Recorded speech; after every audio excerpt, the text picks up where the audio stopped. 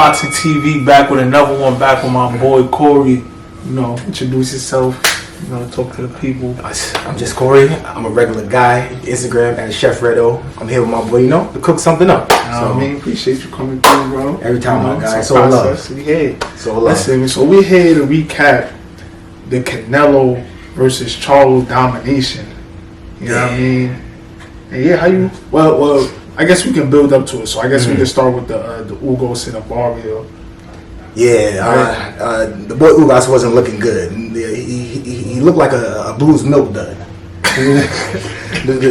By the time the fight was over, he couldn't see out of his right eye, I believe. Barrios did very well with the jab. Yeah. The jab took him out of the fight. Ugas at 37, man. I think it's time for him to hang it up. It's time to hang it up, bro. I think it's time for him to hang it up. He got knocked down twice. Yeah. Right? I think. Listen, man. Like I told you, when we seen him, he was when I seen him in the Spence fight, he was in a Rolls Royce. Now I mean, now he was in a Maybach with the lights in it. I said he living a good life. He living good. You know what I mean? He's straight. The sheets are silk. You know what I mean? You don't gotta get up early no more. You ain't gotta jog no more. The reality is, at 37, your best days are behind you. It's over. You understand what I'm saying? So, but it was a very unfortunate night for him. But you know what I mean? You still left with the bag. Cut your losses. You had a good career. I think Ugas is what, 25 and 5 or 25 and 4. Believe it or not, that's a good record. And his losses are getting some reputable names. So you have no reason to sell yourself short. You had a good career. Call it that. And honestly, where do you go from here? Where's the ceiling? Because if you already fought, he's a gatekeeper. Exactly. He's a gatekeeper, basically. At this point, you're a gatekeeper. You fight the up and coming guys. You know, you're the test to see where they're gonna go in their career. If they can't get past you, then clearly they're not a star. Right. But you know, who knows? Barrios might be up next to have his name up on for the championship belts and all that. Oh, he got the interim welterweight belt. You know, all these fucking belts, all these sanctioning bodies, all these belts for nothing, right? But it's a part of the politics, man. Yeah. You know what I mean? That's one thing you can never get away from in sports entertainment. There's always going to be a politics on the other side. Somebody always getting paid. Exactly. Somebody needs, you know what I mean? A little extra grease in their palm. Right, for sure. But that was crazy. Yeah, chill. So yeah, we can spin past that because I was a domination, even though it still went to the cards. Absolutely. He survived it, I guess, right? Yeah. But next up, we had the insane robbery. The robbery of the night. Lubin and Ramos. Exactly. Mr. Erickson Lubin, the black fellow, versus Mr. Jesus Ramos. I didn't know what to think of this fight initially. I don't know too much about these individuals. Yeah. But coming out the gate, Ramos was looking like a pretty decent fighter. Yeah. You can see definitely see that. Remember, I was saying through the whole fight, I'm like, bro, he's gonna win, bro. Yeah. Just the build up, and you can see the comfortability in the way he was fighting that fight, you know, and the hesitation in Lubin, the whole fight, you know, like. And Lubin looked very much like Izzy Adesanya. He looked like he didn't have much in him. He didn't have a lot of output. His defense didn't look all that great. Granted, Ramos didn't look like a phenomenal fighter. Right. But he was doing a lot more than what Lubin was doing. He did enough to win the fight in my mind. But so the funny thing is, towards the 7th or 8th round, Lubin started to pick up. He started to, have his combinations. He started landing his punches. At the end of the fight, when Lubin put his hand up, I'm like, what are you putting his hand up for? Yo, you got to, son. Just in case the robbery come, you don't look like you surprised yourself. Understandable. In my mind, Lubin lost at least 7 rounds. For sure. In my mind. For sure. And that's more than half. That's more than half. I only give him 3 rounds. Then the cards come out. Yeah. They have him as a unanimous decision winner. And I think the numbers was crazy. I don't even want to misquote it. I got a second. Let me look this up. I think it was like 116 something. Bro, that's insane. And they were giving Lubin a lot of the earlier rounds. That's insane, bro. Yeah. That's insane. And then it goes back to the it's like I don't know if you see it. Can you see it? Yeah, I found it right here. What's the? So on the first judge scorecard, we got 117, 111 Lubin. That's crazy. On the second scorecard, we got 116, 112 Lubin. On the third one, the third one's a bit more respectable. It's a 115, 113 Lubin.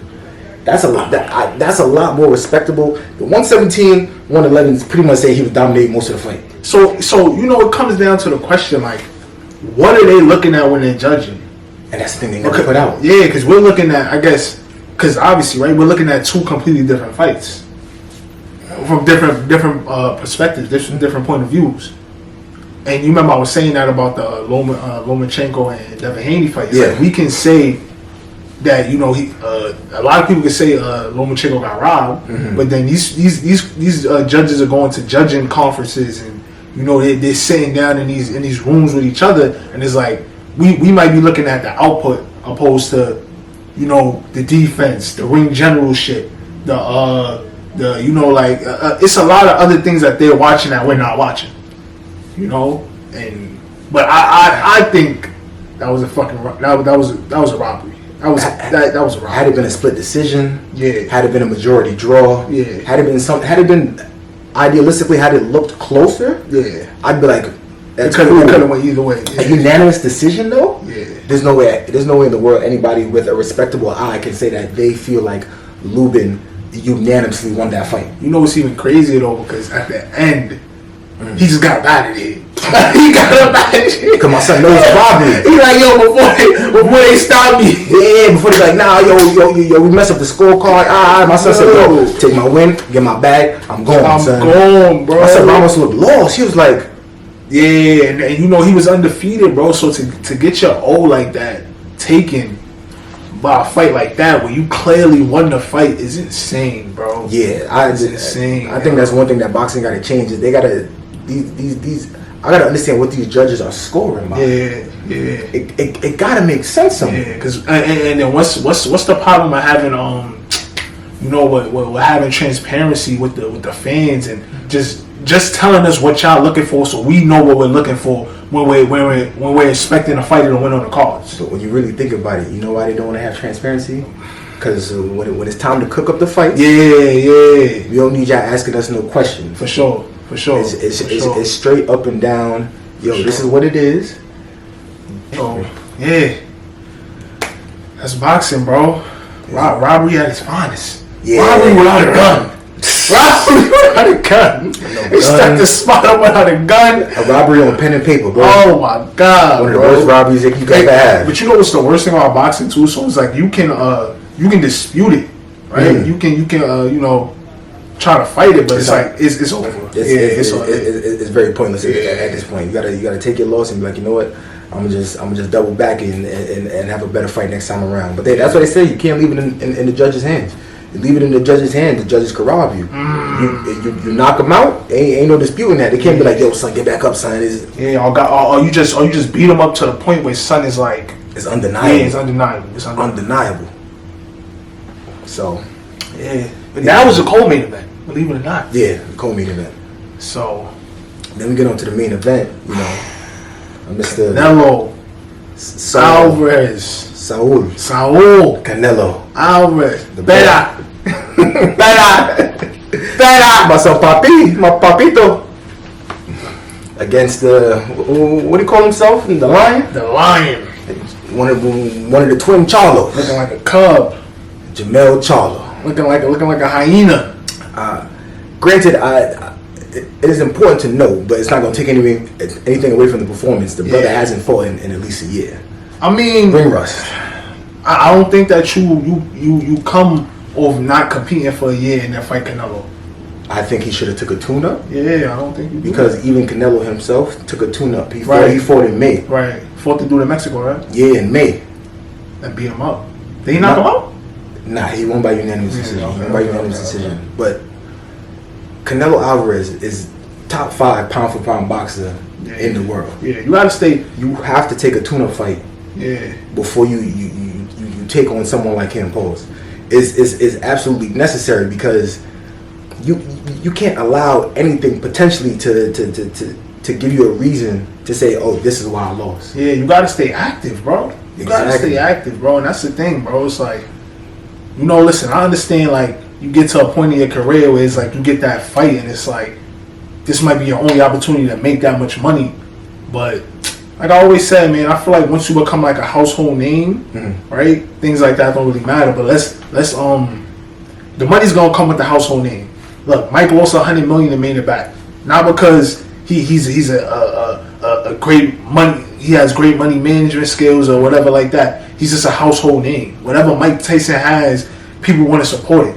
He had an animation show. We supported it. He got boxing gear. People support it. He's selling her edibles. People support it. Anything Mike do, people just want to support it because he's a household name. So don't come in like don't. I think as boxers they tend to fall into the Mayweather effect. It's like they chasing money. You don't necessarily need to chase money. Be great and the fans gonna ride with you. You know what I mean? But yeah, so let's break down the fight. Like Canelo won. How we had Canelo in the beginning. Absolutely. From the start. But did you think that Charlo was gonna fight more? Did you think it was more of a fight? So no, and the reason it doesn't surprise me is because one, Canelo is not just a great boxer, but he has knockout power. He knocked out Caleb Plant. He broke, what's his name, Joe? Who Joe he broke? Was it Plant? No, somebody else. Nah, somebody else. I forget who talking. I can't remember him right now, but I know who talking about. He broke somebody else's jaw, like bad. I'm gonna put it at the bottom. He broke somebody, like he's known for putting people out. So that's somebody that, in this day and age, even going back to the money fight, right, a lot of people want to preserve themselves. So if I lose, I want to lose looking the best way I can look possible. Yeah. When I leave, I want to go to the club and get jiggy and not look crazy. Yeah, for sure. Back in the 80s and 90s, it's an all-out brawl. Yeah. I'm ready to die in the ring. Yeah, for sure. And the ref wasn't stopping unless you were almost dead. Exactly. In this day and age, Charlo realized that, one, this guy ain't no regular boxer. Right. When Canelo started throwing them right hooks, and I think Charlo felt the power pause, I think he was just like, you know what? Let me keep my distance. Try to pick my spots, which there wasn't a lot to pick from because Canelo's an amazing boxer. Right. And it kind of put him in a position where he can try, but he can't do too much because he might put himself out there to get that nasty knockout. For sure. And that's the word. That's one of the last things you want. Yeah. Knockouts change careers. Yeah. Yo, a lot of people don't come back after knockouts, bro. That's exactly. Did you see him stopping him? Because I put money on the stoppage, and I lost. Couldn't stop him in the 7th, Canelo. Could have put some more sauce on that. So here's the thing. The reason I don't think Canelo could have stopped him in the 7th is because Charlo's smart.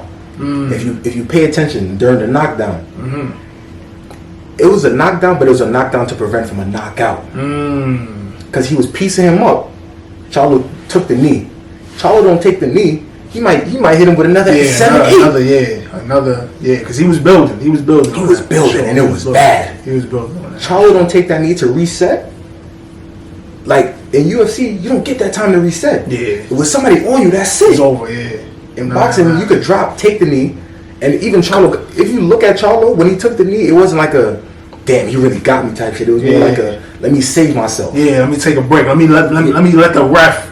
You know what I mean? Give me that 8 count. Get myself together and get back in it. Because respectfully, depending on the fighter, right? Not to cut you off, bro. Depending on the fighter, you could take a knee. Right, and like you said, in that moment, take that break and have better rounds. I mean, especially from the 7th, and finish it to the 12th, and you might can win a fight depending on what you do in those rounds. Not only that, it stopped momentum. It stopped momentum. Like, going back to the UFC thing, you keep the momentum building. Now, the ref can't stop my momentum, right? Because in UFC, it's either with the bell ring or I knock you out or. Some other accident or something like that. Right. In boxing, or you do something crazy illegal. Yeah, you do some crazy illegal in boxing. Once I take that knee, what the ref gonna do? He gonna push him back. He gonna give me at the minimum the 8 count. Yeah. I stand up. Even after the 8 count, the ref gonna stop, check on you. Yo, you good? Yeah. Everything alright, son? Sure. You got about at least a good 15 to 20 seconds with the ref to gain your composure and to stop the momentum. Right. So all that stuff make the difference. So I give Charlo that much that he's a smarter fighter. I was gonna say, if we gonna give him credit for anything, we give him credit for surviving. We give him credit for being a small fighter. And I think it's funny because Crawford said that. He said, "Yo, this dude is a small fighter. So don't slack on him." But for me, I think that he gave Canelo a lot of respect, which is given. He's the best in his division. Yeah, Canelo, right? But I think that he could have did more. I think he could have put more punches together. I think his jab was working a lot of the times. I think if he would have added more to the jab, I think he could have hit him more. And I think if he gave him, because after a while, I don't know if you realize, Canelo started walking him down. Yeah. Canelo started walking him down. There's even one point where Canelo was following him and he just like cut the ring off and just went in front of him. Yeah. You know what I mean? And it's like, I feel like once somebody's doing that, it's like, yeah, once somebody starts doing that, it's a different fight. Yeah. It's a different fight. And I feel like he should have hit him enough for him to know, like, you're not just going to walk me down. But you know what I think it is? A lot of people and a lot of boxers are scared of Mexican boxing. Yeah. A lot of boxers are not built for Mexican. Mexican boxing is, listen, I know you gonna hit me, but I'm gonna hit you. Yeah. And the question is, who got the stronger chin?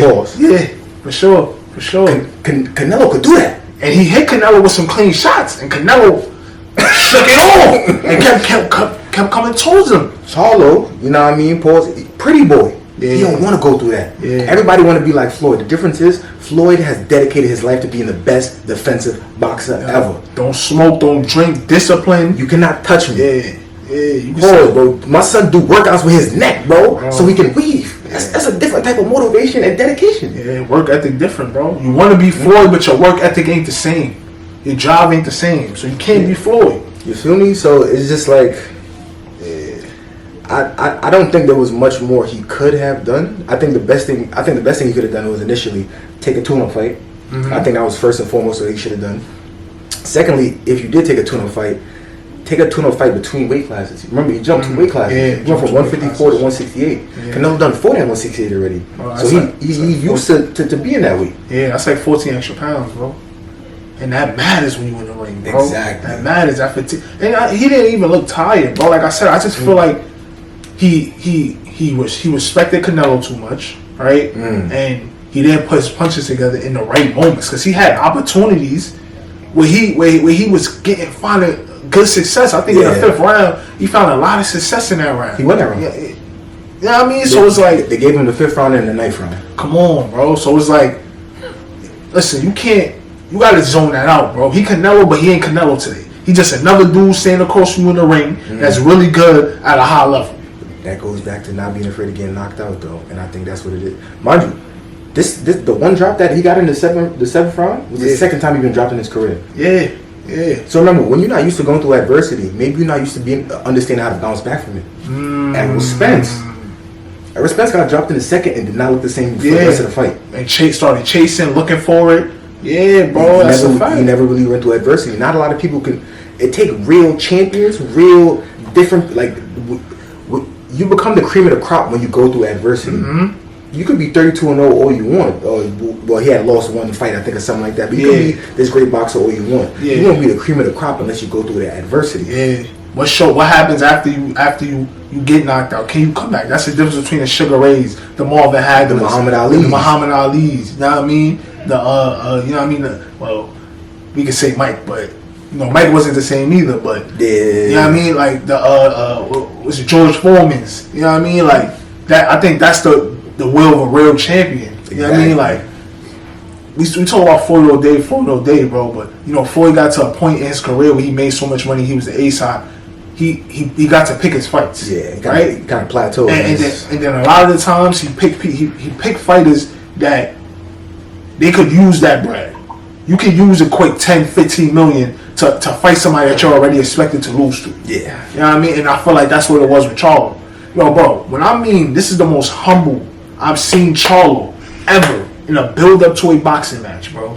The respect, bro, he done disrespected people in the ring, outside the ring, at the press conference. Bro, he was humble during the build-up, at the fight, and after the fight, bro. Because this was one of the few times he could not guarantee his victory.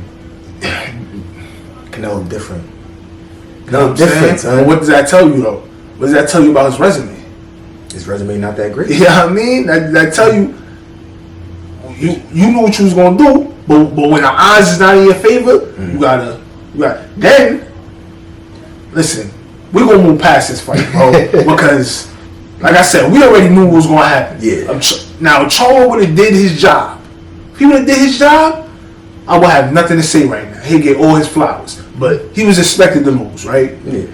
So now after the fight, this man gonna get in the ring and call out Crawford? Yeah, I don't know why he thought that would have been the best decision. Because one, Crawford is already shaky on taking him as a challenger anyway. Come on. So now that the fact that you lost to someone that Crawford wants to fight, come on, it doesn't make sense to me to fight you now. What does it do for my career? It does everything for you, because now you got a comeback story. You know what I mean? Oh, I just fought the best in the world. Now I'm gonna fight the other best in the world. It's a beautiful comeback story. Showtime gonna spin it phenomenal. Exactly. They're gonna play the music in the background. They're jogging through the forest. They're gonna make it nice. Yeah. But that don't make sense. If you advise Crawford, what would you say he should do? Crawford in his current position, it's tough because to my understanding, I know Crawford wants to fight Canelo. Yeah. The problem is Canelo just recently said in a press conference, Crawford's not in his plans. He's not in the plan, but Canelo does have a three fight deal with Showtime, and I think it can happen. I think if the timing is right, and I think that says also, Simon, I think that says a lot about who Crawford is. In terms of?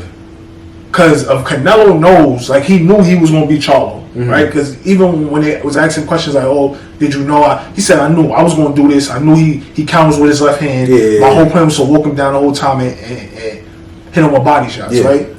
I think that he knows Crawford is a different type of animal, right? Because if you know somebody's, because what, Crawford is jumping 3 weight classes? Yeah, I mean, that's almost what? Might be like 18 pounds. Yeah, right? 47 to what is it? To 68? To 168. Right? So it's like, if you know a little guy's coming up, and he's pound for pound right now, you take the fight. Yeah. And you destroy him in phenomenal fashion. But the fact that he says, he's not in the plan.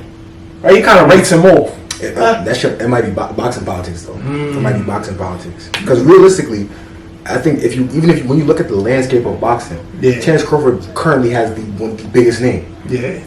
There's no reason to not take that fight. Yeah, for sure. Sure. But for him to say that Terence Crawford is not in the plans, I think it has a lot to do with boxing politics. Yeah, because hopefully we get that fight though. I would love to see that. I think if anybody could do it at 168 and knock him off and become 3 times undisputed, I think Crawford has a job for it. Absolutely. The problem is time is not on either their side. Yeah, what Crawford 35 now? I think Crawford 35, Canelo 33. It'd be taking them 2-3 years to get these fights even put together. Yeah, but the thing is. And Crawford have been talking about retiring. Yeah, but so like we said, Canelo has a 3 fight deal. Crawford only signed for the 2 fights with PBC. Okay. So if the Spence fight doesn't happen, he's out that contract. He's still a free agent. Well, I heard Spence was supposed to be doing his rematch clause at was it 154? 154. I think that's gonna be. But I think Crawford. So Spence can. The loser can cash in a rematch clause, but the winner gets to pick the weight. Oh, okay. So, yeah. So, just to stay on track, what do you think is next for Canelo? It's tough to say because think he takes another journeyman. if I was gonna say from Canelo, I'd try to go back to fight Bivol again, but he didn't look good against Bivol, so. That's a different animal. You don't want 2 losses on your record. I think he should stay at 168. Absolutely. I think he dared to be great for a while. I think he looks his best at 168. He should just stay there. Defend the belts. After a while, you can get tired of that, though. Yeah, but it's like, so it's like, even with the Jamel Charlo situation, it's like, this is the problem with these sanctioned bodies, right? And I'm gonna say it now, right? The problem is, Canelo is still the undisputed champion at 168, but he gets to keep jumping weight classes whenever he wants to, right? What about the number 1 contenders for these belts? This is still a whole weight class. You know what I mean? Like, and it's like they gotta wait on polls to see if this guy's gonna dare to be great somewhere else. You gotta at least strip him, or he gotta defend those belts. Yeah, it's only right. Because imagine you working your whole life and. You working your whole life in this weight class, right? To be great, to finally get the opportunity to fight the champion. Yeah. And they tell you, oh, hold on, you gotta wait, because he want to fight the other dude at another weight class to try to be champion over there. Then he might come back to fight you. You know what I mean? So I think I would hope that he stays at 168.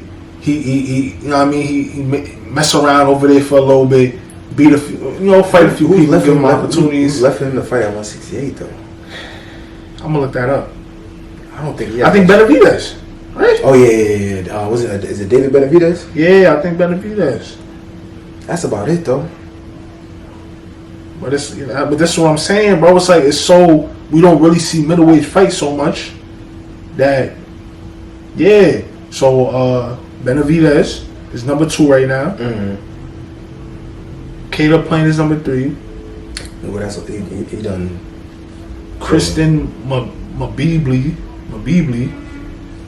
from France. David Morrow from Cuba. John Ryder, he just beat him. He did beat him. Yeah.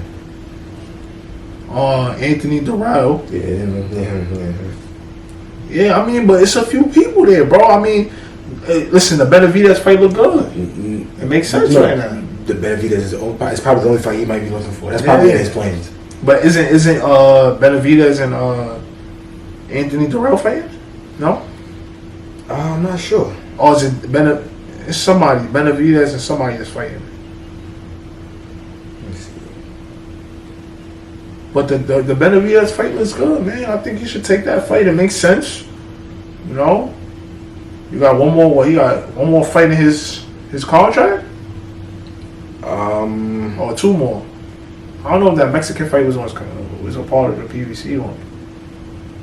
Probably not. Yeah, so he got 2 more fights. It makes sense, bro. And that fight is so big, bro. For Mexico too. All right, but that's one fight though. What's after that? I think if he doesn't take the Crawford fight, I think if I was him, I would just get the 2 fights done. Defend it against Benavidez. He beats Benavidez. Take the next contender, and ride off into the sun. Yeah, I guess so. What else is there really to do in boxing for him? Besides Crawford. Yeah, like I said, the only thing left, one of the best things you could do is to always avenge a loss. Yeah. And the only loss he could avenge is Bivol. Yeah, but get that man his money, man. Get Bivol his money, man. He's saying he's making negotiations hard. Nah, he knows his worth now. He beat you up. Oh, especially when you lost. Give him his money, bro. Even if you won, and technically you still the A side, because he's Canelo. Right. You still lost. You got to pay that man's back. Give him his bread, man. Yeah. Give him his bread. Well, it's the recap, man. I appreciate you, bro, for pulling up. Anytime, bro. Right? So all about boxing TV. Like, comment, subscribe.